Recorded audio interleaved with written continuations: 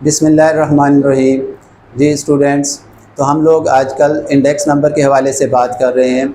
हमें मालूम है कि इंडेक्स नंबर जो होते हैं किसी भी वेरिएबल के अंदर जब हमने चेंज मालूम करना होता है तो उस वक़्त हमें इंडेक्स नंबर को इस्तेमाल करना पड़ता है। तो हमारे पास जो इसका सबसे इजी मेथड होता है वो सिंपल प्राइस इंडेक्स नंबर है। तो सिंपल प्राइस इंडेक्स नंबर को कैसे मालूम किया जाता है और उसके कितने मेथड्स हैं उसको मालूम करने के, उस हवाले से हम बात करेंगे। और साथ के साथ हम कोशिश करेंगे कि कोई न्यूमेरिकल लेकर, कोई डाटा लेकर उस क्वेश्चन को हम उन मेथड्स के ज़रिए से हल भी करें। तो आइए आज हम जो है सिंपल प्राइस इंडेक्स नंबर के हवाले से बात करते हैं। तो हमारा जो मेथड होगा फर्स्ट वो होगा जी सिंपल प्राइस इंडेक्स नंबर। हम बात करेंगे सिंपल प्राइस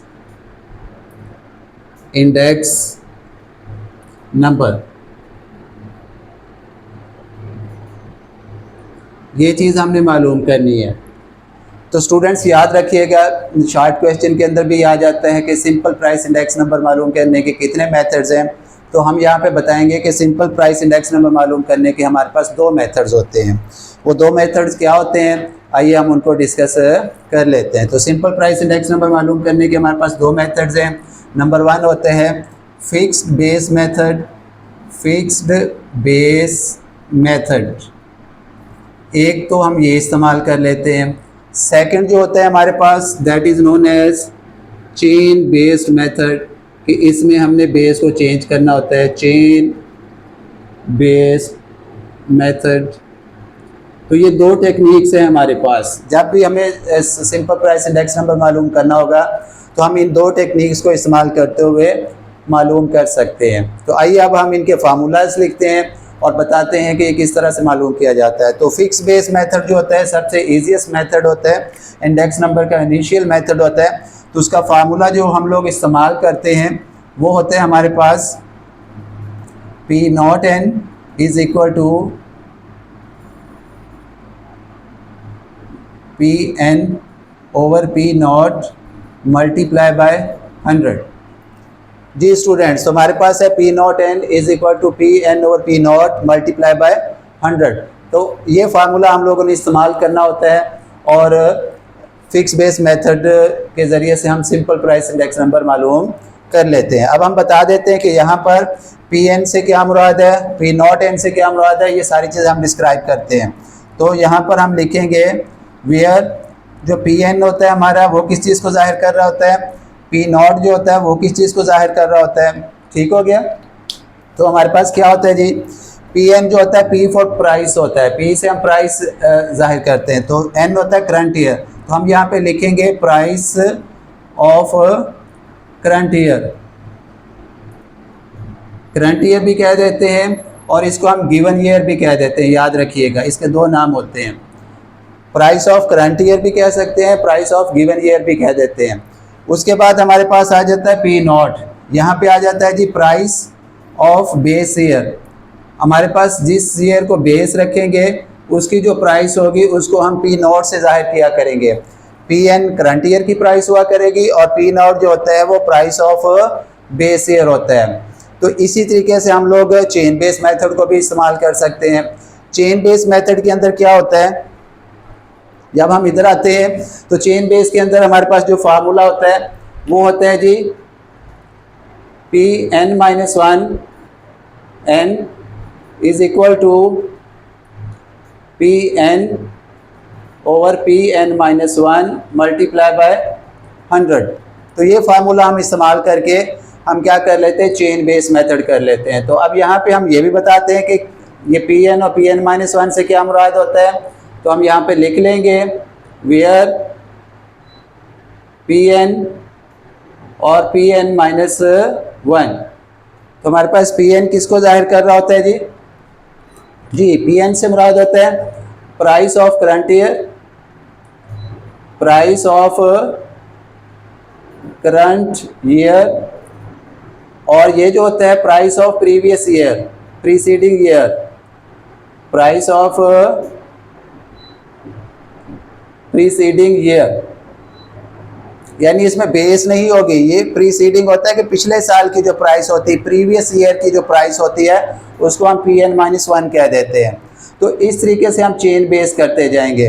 तो आइए अब हम कोई इसका न्यूमेरिकल लेते हैं, उस न्यूमेरिकल की मदद से इन दोनों मेथड्स को इस्तेमाल करते हैं। तो इसको याद रखिएगा, इसको फिक्स बेस इसलिए कहते हैं, फिक्स बेस मेथड इसलिए कहते हैं कि इसमें ये जो बेस होती है इसको हमने फिक्स कर लेना है, इसको हम चेंज नहीं करेंगे।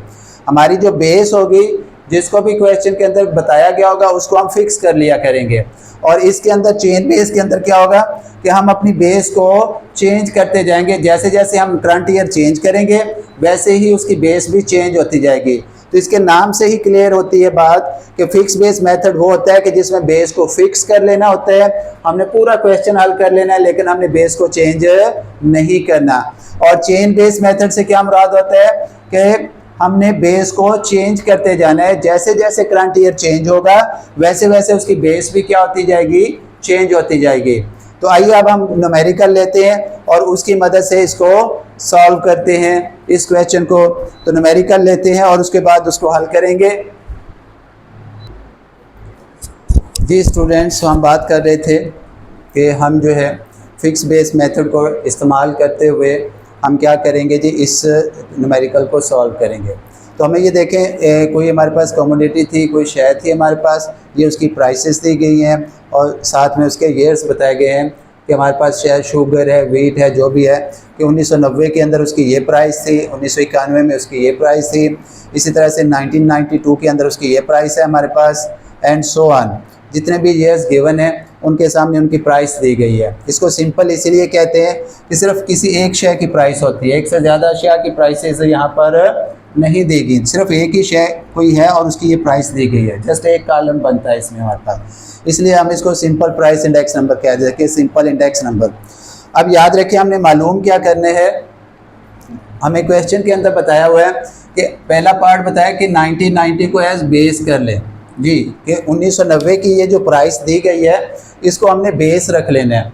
तो हम इस बेस रख कर इसको क्या करेंगे, मालूम करेंगे। 1990 की प्राइस को बेस है, क्योंकि हम फिक्स बेस मेथड कह रहे हैं तो लिहाजा ये जो हमारी बेस होगी ये फिक्स हो जाएगी। याद रखिए हम इसको P0 कह लेंगे कि ये हमारी बेस क्या बन चुकी है, 20। ये हमारी फिक्स्ड हो गई है, इसको हमने चेंज नहीं करना।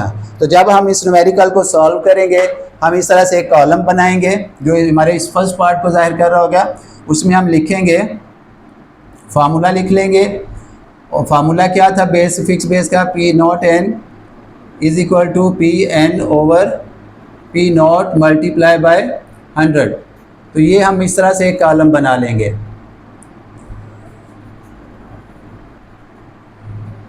और यहाँ पे बेस का भी हवाला दे सकते हैं, हम लिख सकते हैं एज 1990 बेस, 1990 एज बेस, कि हमने बेस किसको रखने हैं, 20। अगर तो क्वेश्चन में गिवन होगा तो वही रख लेंगे और ना गिवन हो तो पहले साल की जो प्राइस होती है उसको हम बेस रख लेते हैं। तो यहाँ तो गिवन है कि आप 1990 की प्राइस को बेस रखें, तो हमने इसको बेस रख लेना। तो आइए अब हम इसको किस तरीके से हल करेंगे। हम यहाँ पे लिखेंगे जो पहला बेस ईयर होते हैं उसका Pn भी वही होता है, Pn की वैल्यू भी 20 हो जाएगी और बेस की भी वैल्यू क्या हो जाएगी, 20 मल्टीप्लाई बाय 100। तो आप इसे जब सॉल्व करेंगे तो हमारे पास आंसर क्या आ जाएगा, 100 आ जाएगा। इसके बाद हमने क्या करना है, हमारा ये करंट ईयर चेंज हो जाएगा लेकिन बेस की जो वैल्यू है वो चेंज नहीं होगी, वो प्राइस वही रहेगी। तो हमारी करंट ईयर की प्राइस हो जाएगी Pn 18 और जो हमारा बेस था फिक्स हो गया था वो कितना रहेगा, 20 मल्टीप्लाई बाय 100। तो जब हम इसको सॉल्व करेंगे 18 को 20 पे डिवाइड करेंगे और 100 से मल्टीप्लाई करेंगे तो हमारे पास क्या आंसर आ जाएगा जी, 90 आ जाएगा जी। इसको सॉल्व करेंगे तो हमारे पास 90 आ जाएगा। नेक्स्ट हमारे पास करंट ईयर की वैल्यू चेंज हो जाएगी, ये 23 आ जाएगी। ये Pn की वैल्यू होती है, ये करंट होती है, चेंज होती जाएगी इस साल की प्राइस, बट जो डिवाइजर में आएगा वो बेस की प्राइस आ जाएगी। तो 23 डिवाइडेड बाय 20 मल्टीप्लाई बाय क्या हो जाएगा जी, 100। हम इसको सॉल्व करेंगे तो हमारे पास क्या आंसर आ जाएगा, 115, ये हमारे पास आंसर आ जाएगा। सेम हम क्या करेंगे, इसी तरह से हम करते जाएंगे। तो ये करंट ईयर की प्राइस क्या हो जाएगी, 24 डिवाइडेड बाय बेस फिक्स्ड है हमारे पास 20 मल्टीप्लाई बाय क्या होगा, 100 हो जाएगा। तो हमारे पास कितना आंसर आ जाएगा जी, 120 आंसर आ जाएगा। एंड सो ऑन, यहाँ पे हम कर लेंगे 25 divided by 20 multiply by 100। Current change होता जा रहा है स्टूडेंट्स, आप देखते जाएं करंट वैल्यू चेंज होती जा रही है और जबकि हमारी जो बेस थी वो फिक्स हुई पड़ी है। इसलिए इस मेथड का नाम होता है फिक्स बेस मेथड, कि हम जिसको एक दफ़ा बेस कंसीडर कर लेते हैं उसको हमने चेंज नहीं करना, बेस को फिक्स कर लेना होता है। तो इसको जब हम सॉल्व करेंगे तो हमारे पास क्या आ जाएगा जी, ठीक है जी। नेक्स्ट हमारे पास आ जाएगा 27 डिवाइडेड बाय 20 मल्टीप्लाई बाय क्या हो जाएगा 100। तो इस तरीके से इसको जब सॉल्व करेंगे तो हमारे पास हो जाएगा, आंसर आ जाएगा 135। 28 कर लें जी, 28 ओवर 20 मल्टीप्लाई बाय 100,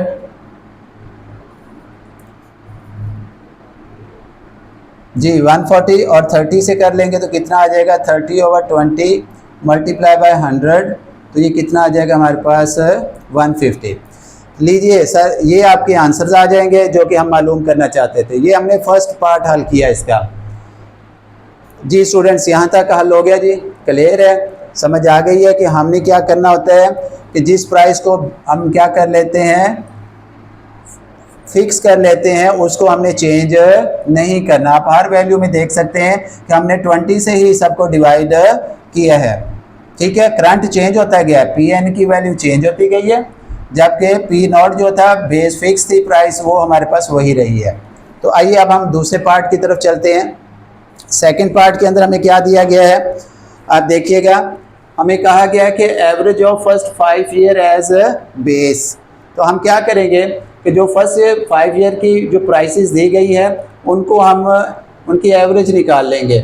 ये पहले 5 साल की जो है हमें दी गई है वैल्यूज़, फर्स्ट 5 ईयर की वैल्यूज़ दी गई 1 2 3 4 5। तो हम करेंगे क्या, पहले इसके हम यहाँ पे बेस निकाल लेंगे। तो फर्स्ट 5 ईयर की प्राइसेस क्या दी गई जी हमें, 20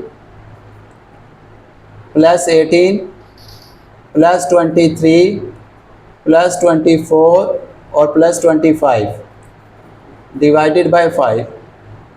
जी यहाँ ज़रूरी नहीं है कि वो 5 ईयर कह दे, हमें वो 3 ईयर भी कह सकते हैं, हमें ऑल द ईयर भी कह सकते हैं, हमें 10 ईयर भी कह सकते हैं, 4 ईयर भी कह सकते हैं। जितने साल का वो डाटा हमें कहेगा हम उसकी एवरेज मालूम कर लेंगे। तो यहाँ उसने 5 ईयर का हमें कहा हुआ है जी, इसमें हमें उसने 5 ईयर की एवरेज कहा हुआ है कि एवरेज ऑफ 5 ईयर्स के 5 साल की फर्स्ट 5 ईयर की। बाज़ का क्वेश्चन में लास्ट कह देता है, एंड वाले 5 ईयर सेंटर वाले, ठीक है। इस तरीके से वो थोड़ा सा कंफ्यूज करने की कोशिश करते हैं, स्टूडेंट्स को कंफ्यूज करता है कि वो कंफ्यूज हो जाए और वो सवाल को गलत कर बैठे। तो आपने थोड़ी तवज्जो रख के समझ के इसको करना है कि कितने साल का कहा गया और कहाँ से कहा गया है। ऑल द ईयर भी कह देता है कि तमाम सालों की प्राइसेस की एवरेज ले लें, 3 ईयर की एवरेज ले लें, 5 ईयर की ले लें। तो यहाँ 5 ईयर है और फर्स्ट 5 ईयर है। हम क्या करेंगे, पहले 5 साल की प्राइसेस को प्लस करके 5 पे क्या कर देंगे, डिवाइड कर देंगे, तो हमारे पास आंसर आ जाएगा 22। जी स्टूडेंट्स, ये हमारे पास क्या आ जाएगा जी, आंसर आ जाएगा। अब हमने इसको क्या कर लेना है, बेस कंसीडर कर लेना है। अब इसको हम क्या कर लेंगे, बेस कंसीडर कर लेंगे तो क्या हो जाएगा जी, हम एक नया कॉलम बनाएंगे यहाँ पर,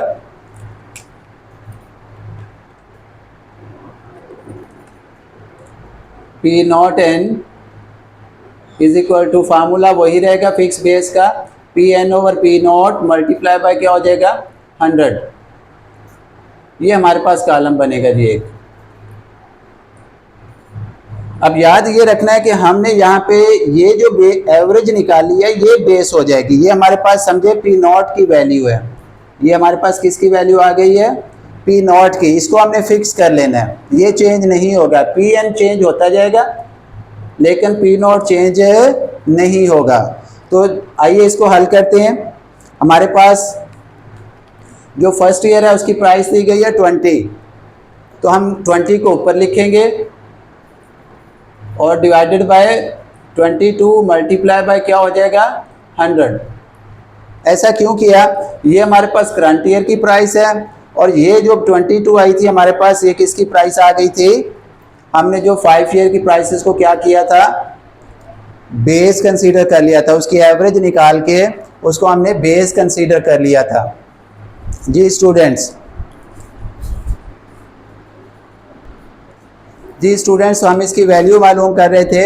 अब हमारे पास इस तरह से होगा कि ये हमारे पास करंट ईयर की प्राइस होगी और बेस हम किसको रख लेंगे, 22 को रख लेंगे। तो जब हम इसकी वैल्यू मालूम करेंगे तो हमारे पास कितना आंसर आ जाएगा जी आप कैलकुलेटर पे इसकी वैल्यू को मालूम करें तो हमारे पास आंसर आ जाएगा 90.91। ठीक है जी, आप इसको डिवाइड करेंगे और 100 से क्या कर लेंगे, मल्टीप्लाई। अब हमारे पास 18 है, 18 को हम ऊपर रखेंगे, ये करंट ईयर की प्राइस है, डिवाइडेड बाय बेस ईयर जो हमने फिक्स कर लिया था 22, एवरेज निकाल के। इसको जब हम हल करेंगे तो हमारे पास कितना आ जाएगा, 81.81। जी कैलकुलेटर से आप इसको क्या कर लेंगे, मालूम कर लेंगे। अब इसके साथ अब नेक्स्ट हमारी क्या हो जाएगी, करंट ईयर की प्राइस 22 मल्टीप्लाई बाय 100, तो ये हमारे पास क्या प्राइसेस आ जाएगी जी, 104.54।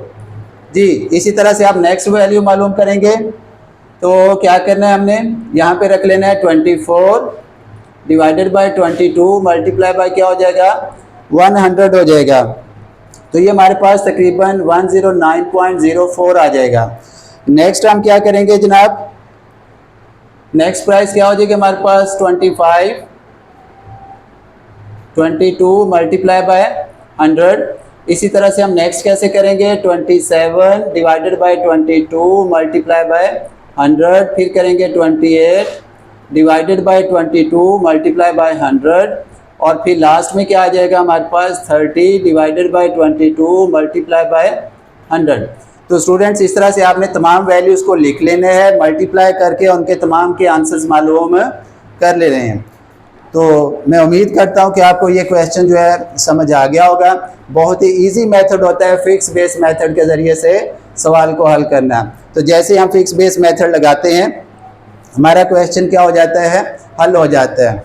तो जी स्टूडेंट्स बताइएगा आपको ये कैसा लगा, और क्या आप ये बाकी वैल्यूज़ आप खुद मालूम करेंगे, ये सारी वैल्यूज़ आप खुद मालूम कर लीजिएगा, कैलकुलेटर आपके पास होगा तो आपने इनको हल कर लेना है।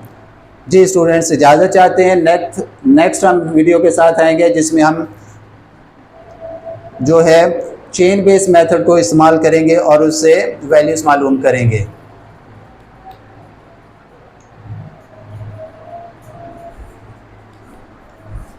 क्या हुआ?